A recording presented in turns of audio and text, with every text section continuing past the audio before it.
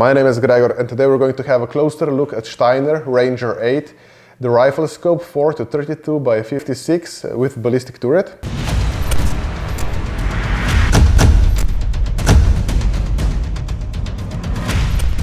As you know, Steiner has also featured different models of rifle scopes, the 1 to 8 by 24, the 2 to 16 by 50 with or without a ballistic turret, the 3 to 24 with by 56 with or without the ballistic turret, and this boy over here, the 4 to 32 with by 56 with ballistic turret.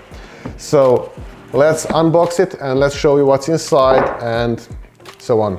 So over here we have the imbus key, which is used to adjust the ballistic turret.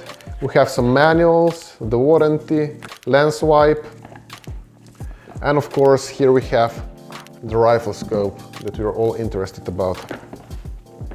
The rifle scope itself is very light. I mean, for its size, it's light and also robust.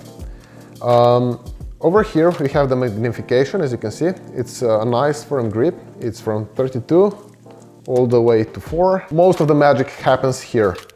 So on the left hand side of the rifle scope we have the the illumination, which is over here. You can go all the way to the 11 or all the way down to 0. I have to mention that in the night mode, the first level of brightness of the illuminated dot inside is very low, so you barely notice it. Actually, you probably won't even notice it if it's not a really dark night. And the next cool feature about it is that in between each brightness level we have a gap, and this gap actually shuts down the illumination. Why is this useful in the field? Because, for example, you want to have the light on the brightness level 4, and you just switch one level up or down, and the battery, the light will power off. And you switch it back and it's on. In other cases, you would have to move all the way back to 0 to turn the light off. Also here we have the parallax wheel. It goes from infinity to 500 meters, 300, 200, 175, 50, 30 and 20 meters. And on the right hand side we have the adjustment to move the reticle left or right. One click is 1 centimeter at 100 meters. And now we'll show you how the ballistic turret works. On this rifle scope here, we have the upper ballistic turret. You have actually the 0 mode, then you have ring number 2, ring 3, and ring number 4. So you can zero in different ranges. We're going to show you how to detach the ballistic turret cap. You just unscrew the screws on the top over here like this. There are 2 screws. You gotta be gentle with it. Okay, now you remove the cap and you have the protection plastic over here. So, how do you remove or detach those ballistic rings over here? Simply, you grab a pen or something and you search for a hole over here, like this. You see we have the holes here, and you just put the pointy end of the pen inside, you press it a little bit up, and you remove the ballistic ring. And you do the same process for the other 3.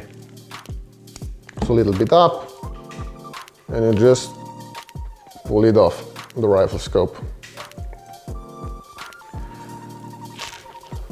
Of course, this is not something that you will be doing every day. Once you zero in your rifle scope, you will probably keep it like this for a longer amount of time. And also the 0 ballistic ring goes down the same way. So you just push it a little bit up. So now as we remove the ballistic rings, I'm going to show you the Steiner 0 mode. You will actually hear the click when the ballistic turret comes back to 0. So first we're going to move upwards and then back to the 0 mode. And you will see the clicks and their sound effect, okay? So let's go. And now we will go back to see the 0 mode.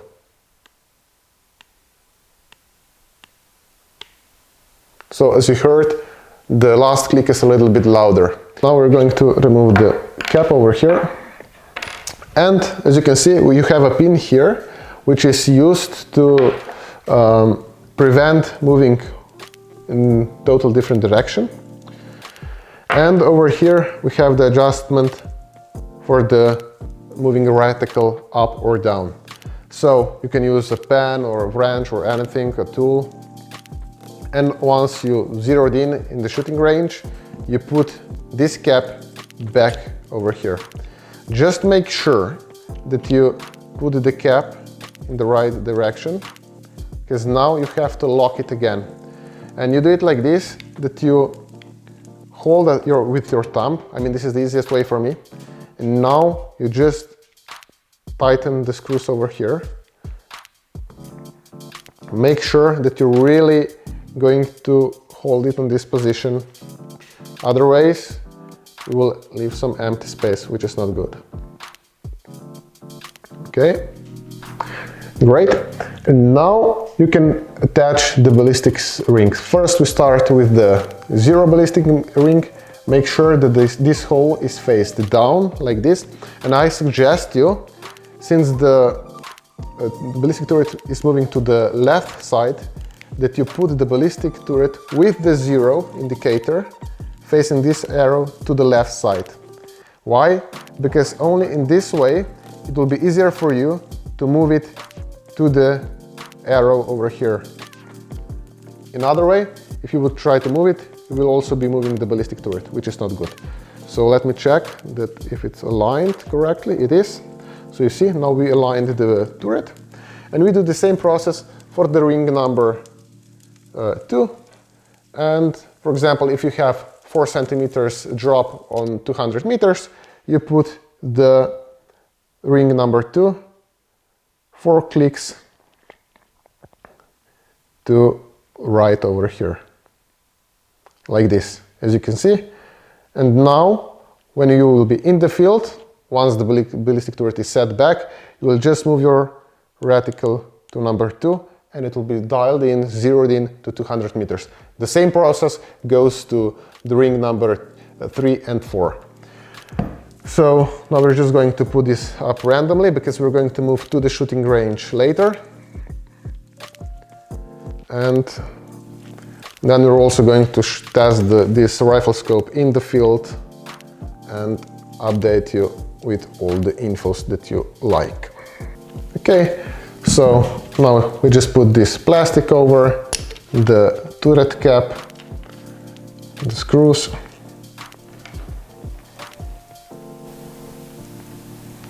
Okay, finished.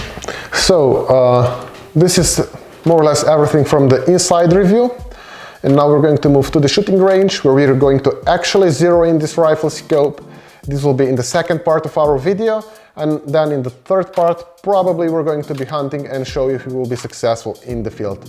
So if you have any additional questions, of course, comment below, send us an email, we'll be happy to reply. Don't forget to subscribe to our channel, and thank you for watching.